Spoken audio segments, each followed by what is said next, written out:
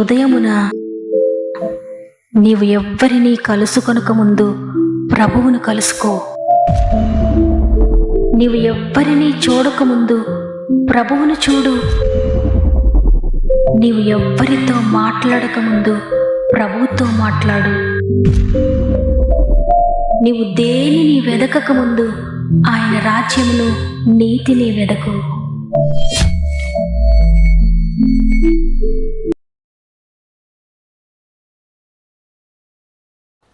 Praise the lord. ఈ ఉదయకాలమున God first అనే ఉదయకాల ధ్యానములకు మిమ్మల్ని ప్రేమతో ఆహ్వానిస్తూ ప్రభువైన యేసుక్రీస్తు నామములో మీ అందరికీ నా యొక్క హృదయపూర్వకమైన శుభములు తెలియజేస్తున్నాను. దేవుని బిడ్డలారా, మీరంతా ఎలా ఉన్నారు? దేవుని కృపలో బాగున్నారు కదా?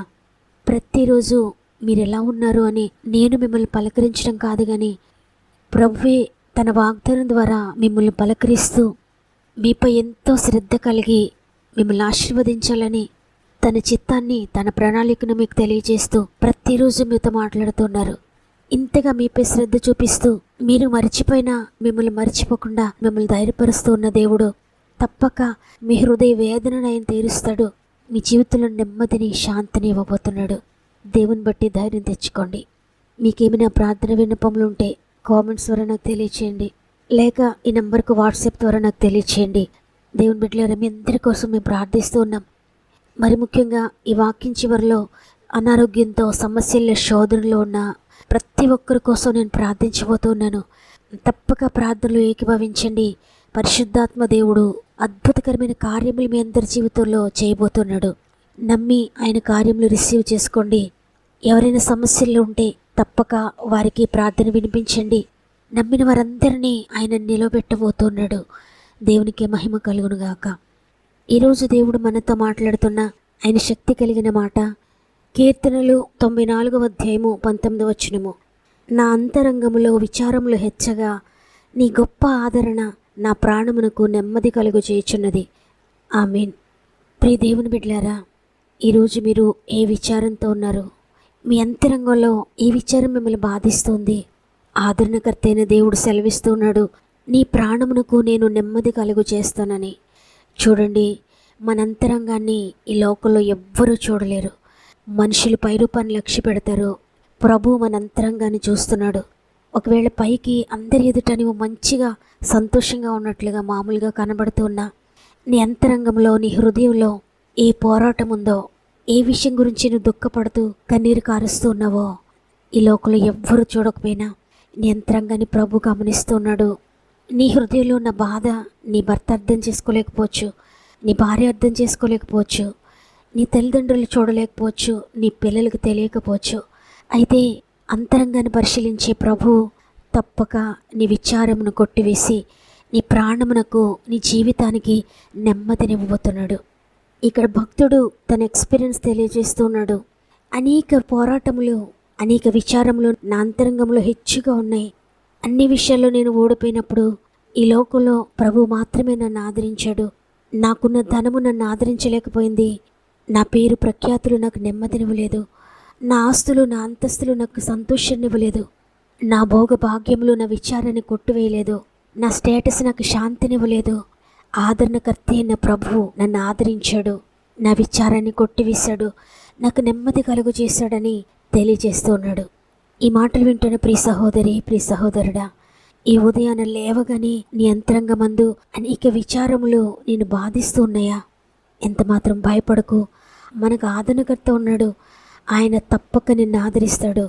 అనేక సార్లు సాతాను చెప్తూ ఉంటాడు, నిన్ను దేవుడు విడిచిపెట్టాడు, ఎందుకంటే నీవు దేవునికి దూరం అయ్యావు కదా, నీవు దేవునితో సహవాసం చేయడం లేదు కదా, ఆయనను నీవు నిర్లక్ష్యం చేసావు కదా, ఇక దేవుడు నీకు తోడుగా ఉండడు, నిన్ను ఆయన ఎప్పుడో విడిచిపెట్టేశాడు, నీ జీవితం ఇంతే అని. అవును, అనేక సార్లు నీ కష్టాన్ని బట్టి, నీ శ్రమలను బట్టి, నీ హృదయంలో ఉన్న విచారాలను బట్టి నీవు దేవునికి దూరమై దేవునికి ఇష్టం లేని కార్యములు చేయడం వల్ల ప్రార్థించలేక, దేవుని దగ్గరకు వెళ్ళలేక, ఆయనతో మాట్లాడలేక ఒకవేళ నలిగిపోతూ ఉన్నావేమో. అయితే ఆయన నిన్ను క్షమించడానికి సిద్ధ మనసు కలిగిన దేవుడు. చూడండి, యోనా దేవుని మాటను ధిక్కరించి దేవుని చిత్తాన్ని త్రోసివేసి భయంకరమైన అగాధంలో పడిపోయి అప్పుడు సముద్ర అగాధంలో నుండి మరణపాశంలో చుట్టుకొని ఉండగా మరణ పంచుల్లో ఉండి ప్రభువుకు ప్రార్థన చేస్తున్నాడు. అయ్యా, నన్ను క్షమించండి, నా పాపాన్ని బట్టి నేను శాపం కొని తెచ్చుకున్నాను అని. నిజంగా మొరపెట్టి వారికి సమీపంగా ఉండే ప్రభు యోన యొక్క ప్రార్థన ఆలకించి యోనను మరలా క్షమించి మరణ పాశంలో నుండి విడిపించి బ్రతికించాడు. కాబట్టి ఉదయాన నీవు దేని గురించి విచారపడుతూ ఉన్నావు ప్రియ దేవుని బిడ్డ? నీవు విడిచిపెట్టలేని పాపం గురించి. నేను ఆత్మీయంగా కోల్పోయాను, పడిపోయాను, దినదినం ఓడిపోతూ ఉన్నాను, దేవుని కోసం జీవించాలనుకుంటున్నాను కానీ జీవించలేకపోతున్నానని, ఇక నేను నమ్మకంగా జీవించలేనేమో అని నీవు బాధపడుతున్నావేమో. అయితే నీవు గనక మరలా ఒప్పుకొని ప్రభు చేతులకు తిరిగి సమర్పించుకున్నట్లయితే తప్పక నిన్ను విడిపిస్తాడు, నిన్ను లేవనెత్తుతాడు, నీ చేయి పట్టి నడిపిస్తాడు. ఒకవేళ నీ భవిష్యత్తు గురించి, నేను సెటిల్ అవుతున్నా లేదో, నా ఫ్యూచర్ అంతా అంధకారంగా ఉంది, నా జీవితం ఏమైపోతుందో, ఇక ఏ మార్గం లేదని దిగులు పడుతున్నావా? ప్రియ చెల్లి, ప్రియ తమ్ముడు, దేవుడు నీతో మాట్లాడుతున్నాడు. నీవు దేని గురించి అయితే దిగులు పడుతున్నావో ప్రతి చింత ప్రభు మీద పెట్టు. నీవు ఆయన మీద ఆధారపడు. ఈ లోకంలో ఎవ్వరూ నీకు సహాయం చేయలేకపోవచ్చు. నీ జ్ఞానము, నీ బలము, నీ చదువు నీకు ఉపయోగపడలేకపోవచ్చు. అయితే ప్రభు మీద ఆధారపడినట్టయితే నిన్ను ఆదరిస్తాడు, నీ జీవితాన్ని సరిచేస్తాడు, నీకు సమర్థతనిచ్చి నిన్ను నిలబెడతాడు. ఒకవేళ ప్రియ సహోదరి ఫైనాన్షియల్గా కూలిపోయి ఆర్థికంగా చితికిపోయి ఈ ఆర్థిక సమస్యల నుండి నేను ఎలా విడిపించబడతాను, నేను ఎలా బయటపడతానని కృంగిపోతూ ఉన్నావా? నీ ప్రతి ఆర్థిక బంధకాన్ని ప్రభు చేతులకు అప్పగించు. నీవు తెలిసి తెలియక చేసిన ప్రతి పాపాన్ని ప్రభు సన్నిధిలో ఒప్పుకో.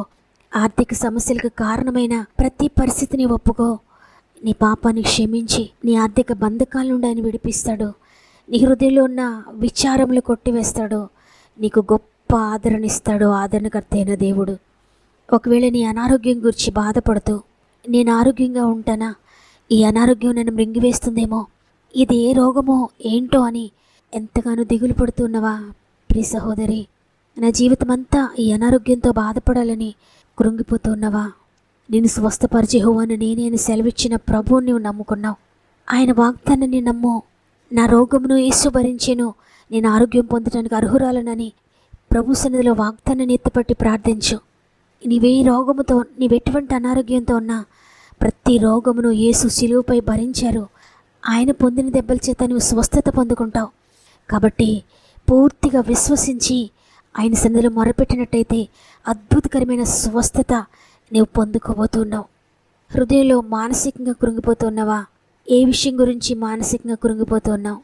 ప్రియ సహోదరుడా, ప్రియ సహోదరి, నీ గుండె నిండా ఏ విచారం ఉన్నా, నీ అంతరంగంలో ఏ బాధ ఉన్నా, ప్రతి బాధ, ప్రతి సమస్య ప్రభు చేతులకు అప్పగించి నీవు మొరపెట్టినట్లయితే నీ హృదయం అంతా తేలికగా చేస్తాడు. ఆదరణకర్త అయిన ప్రభువు నిన్ను ఆదరిస్తాడు. ఆయన గొప్ప ఆదరణ నీకు నెమ్మదినిస్తుంది. నీవింతవరకు పొందుకోలేని నెమ్మది ప్రభు ఇస్తాడు. ఈ లోకంలో ఎవ్వరూ నీకు నెమ్మదినివ్వలేకపోవచ్చు, ఎవ్వరూ నీకు శాంతినివ్వలేకపోవచ్చు. ఇంకా నిన్ను బాధపరుస్తూ, ఇంకా నీకు అశాంతి కలుగజేస్తూ ఉండొచ్చు. అయితే శాంతికి కర్త అయిన ప్రభు ఈరోజు సెలవిస్తూ ఉన్నారు, నీ విచారము నేను కొట్టివేస్తాను, నీ ప్రాణమునకు నెమ్మదినిస్తానని. కాబట్టి పరిశుద్ధాత్మ చేతులకు నీ జీవితాన్ని సమర్పించుకో. ఆదరణకర్త చేతుల్లో నీ జీవితాన్ని పెట్టు. ఆయన తప్పక నిన్ను విడిపించి నీకు గొప్ప విడుదలను, విమోచనను ఇవ్వబోతున్నాడు. అందరం కలిసి హృదయపూర్వకంగా పాపాన్ని ఒప్పుకుంటూ ప్రభు సన్నిధిలో మోకరించి ప్రార్థన చేద్దామా? తండ్రి, నీకు వందనాలు. అవునయ్యా, ఈ లోకంలో ఎవ్వరిని పలకరించినా అందరూ ఏదో ఒక విచారంతో, ఏదో ఒక బాధతో వారి జీవితాన్ని కొనసాగిస్తున్నారు. అందువల్ల ఈరోజు మాట్లాడుతున్నారు, మీ అంతరంగంలో విచారములు ఉన్నాయా? బాధ ఉందా? కలత ఉందా? కన్నీటితో ఉన్నారా? భయపడకండి, నేను ఆదరిస్తాను, నా దగ్గరకు రండి అని సెలవిచ్చిన ఈ వాగ్దానాన్ని ఎంతమంది నమ్ముతున్నారో, ఎంతమంది రిసీవ్ చేసుకుంటూ ఉన్నారో, అందరి జీవితాల్లో వారి విచారం ఏదైనా, వారి చింత ఏదైనా, వారి కలత, వారి కలవరము ఏదైనా, వారిని బాధిస్తున్నది ఏదైనా, ప్రతి చింత నుండి విడిపించండి అయ్యా. ప్రతి కన్నిటిని తుడవండి. పరిశుద్ధాత్ముడా, నీ బలమైన కార్యములు జరిగించండి. ప్రతి కుమార్తెను నీ ఆత్మశక్తితో తాకండి. ఏ హృదయం అయితే నలిగిపోతుందో ప్రతి హృదయాన్ని తాకండి. ప్రతి జీవితంలో ఉన్న ప్రతి చింత నుండి విడిపించండి. హృదయాంతరంగంలో ఎరిగిన దేవుడవు. ఈ లోకంలో ఎవ్వరు వారి హృదయాన్ని అర్థం చేసుకోనకపోయినా మీరు గ్రహిస్తున్నారు. విడిచిపెట్టలేని పాపము చేత బాధ కలిగి ఉన్న ప్రతి గుండెను తాకండి. ప్రతి పాపం నుండి అద్భుతకరమైన విడుదల ప్రకటిస్తున్నాను. ప్రతి హృదయానికి గొప్ప ఆదరణ దయచేయండి. కుటుంబ కలతలతో ఎంతమంది విచారంలో ఉన్నారో యేసునామములో గొప్ప ఆదరణ కలుగునుగాక. ప్రతి విచారము యేసునామములో కొట్టివేయబడునుగాక. అనారోగ్యాలను బట్టి చింతిస్తూ తగ్గని రోగాలతో బాధపడుతున్న ప్రియమైన బిడ్డలందరినీ ఈరోజు నీ చేతులకు అప్పగిస్తున్నాను. యేసునామములో పూర్తి విడుదల కలుగునుగాక. ఎంతమంది నమ్ముతున్నారో అందరి జీవితాల్లో అద్భుతకరమైన స్వస్థతలు కలుగునుగాక. పరిశుద్ధాత్మదేవ ఇప్పుడే తాకండి. యేసు పొందిన దెబ్బలను బట్టి పూర్తి విడుదల ప్రకటిస్తున్నాను.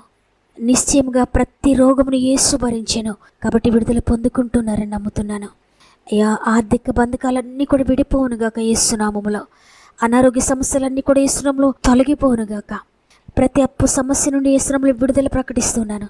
కుటుంబ కలతలను బట్టి, స్థల వివాదాలను బట్టి, పొలం సమస్యల్లో, ఇంటి సమస్యలను బట్టి, నానావిధ పరిస్థితులను బట్టి ఎంతమంది కోర్టు కేసు అనుభవిస్తూ ఉన్నారో, జైలు బంధకాల్లో ఉన్నారో అద్భుతకరమైన విడుదల యేసునామములో ప్రకటిస్తున్నాను. కామెంట్స్లో తెలియజేసిన ప్రతి ప్రేయర్ రిక్వెస్ట్ అద్భుతకరంగా యేసునామములో వారి జీవితాల్లో నెరవేరునుగాక. ఈ దినమును ప్రారంభిస్తున్న మా ఆత్మీయ కుటుంబం చేతులకు అప్పగిస్తున్నాను. ఈరోజంతా వారికి తోడు ఉండండి. వారి ప్రయాణాల్లో నీ దూతలు తోడుగా ఉంచండి. తండ్రి, వారు ఏ ప్రయత్నం చేస్తున్నారో ప్రతి ప్రయత్నంను సఫలపరచండి అయ్యా. ఉద్యోగ ప్రయత్నాలు సక్సెస్ చేయండి. వ్యాపారాలను అభివృద్ధి చేయండి. వ్యవసాయాలు అభివృద్ధి చేయండి. ఎగ్జామ్స్ రాసిన బిడ్డలకు నీ జ్ఞానం దయచేయండి. మంచి రిజల్ట్స్ దయచేయండి. ఈ దినము వారు ఎక్కడికి వెళ్తూ ఉన్నా ప్రతి విషయంలో జయమిచ్చి నడిపిస్తున్నారని నమ్మి నీ చేతులకు అప్పగిస్తూ యేసే పరిశుద్ధమైన నామములో అడిగి వేడుకుంటున్నాను తండ్రి. ఆమేన్. దేవుడు మిమ్ముళ్ళు మీ కుటుంబాలను అత్యధికంగా ఆశీర్వదించి దీవించునుగాక. మరల రేపు అందరం కలిసి ఆయనను స్తుతిందాం. అంతవరకు ప్రభు మనకు తోడేండి నడిపించునుగాక.